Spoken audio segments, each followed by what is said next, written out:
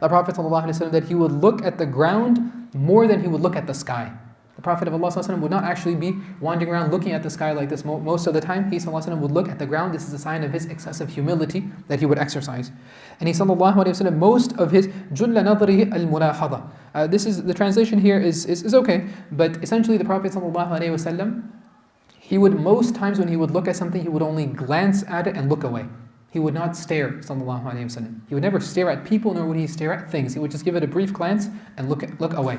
Because remember, we mentioned the Prophet ﷺ's gaze, his eyesight, was very penetrating and it was very, very awe-inspiring in people. Right? So he would have to look away, sallallahu alayhi wasallam, for their benefit, for their sake.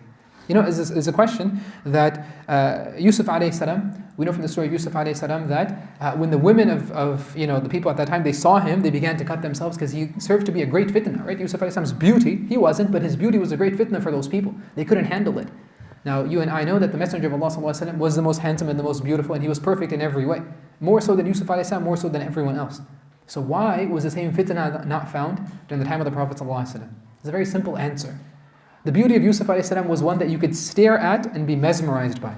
The beauty of the Prophet sallallahu alaihi wasallam was such that you have to look and look away immediately.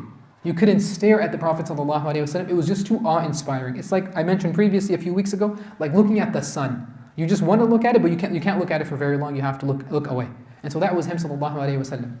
So his beauty did not serve to be a fitna for the people.